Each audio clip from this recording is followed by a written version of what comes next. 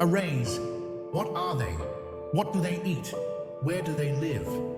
Programmers, mathematicians, physicists, basically anyone who's ever dabbled with data have been asking this for ages.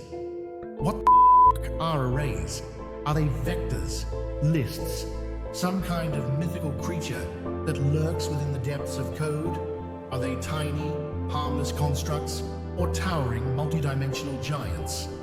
Arrays. You've heard the name, seen them in the wild. But what are they? Are they simple or complex? Can they be trusted or should they be handled with care? What mysterious power do they hold? Organizing data effortlessly while simultaneously raising more questions than answers. Buckle up, because we're about to take a deep dive into the world of arrays, and who knows, by the end of this journey, you might just tame one yourself. Let's uncover the secrets of the infamous arrays. I'm not sure that's the other way to do it. Give me a second, real quick. Okay, fine. There we go. Done.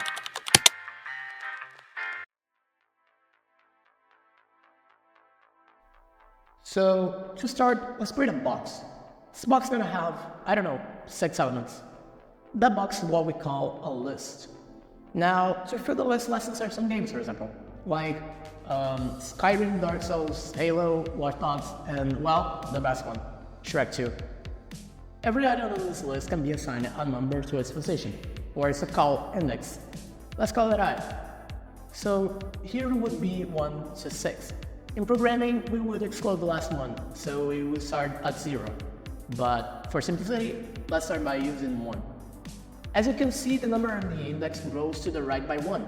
And another thing you can see is that all the items here belong to the same class, that being games. In a computer, that would be stored in a Continuous memory allocation. That overly complicated name means basically they are in sequence in memory, and its size is limited to a certain space defined previously. Now that we understand what it is, let's give it a definition.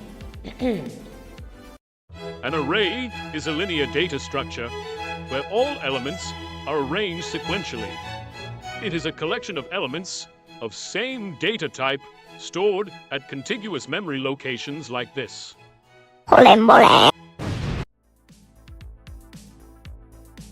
While this was one-dimensional array, let's talk about the big boys now.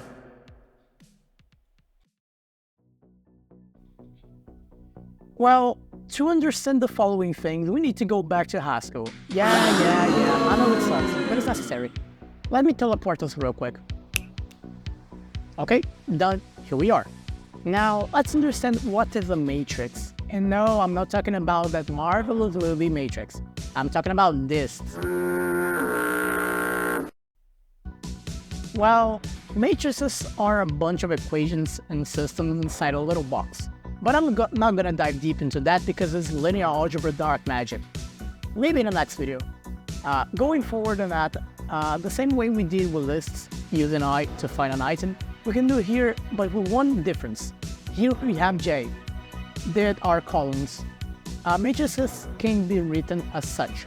A, the whole matrix, I being the lines, and J being the columns. So try to see this as a list of lists. Here are some more practical forms of seeing this in Java, for example. And you might be asking, okay, but what I can do with matrices? Well, I'm glad you asked. Wait, what? Who said that? Shut up, let's go!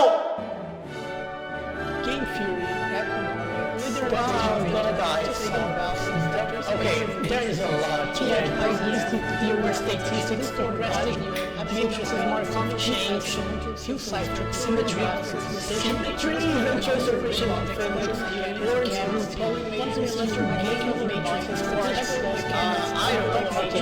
pause. If you thought I was going to talk about tensors here, you're crazy. Yeah, I think that's it. Now we can all live in a matrix. Oh, true. We already live. Yeah, cool. See you on the next one. Baba Booey.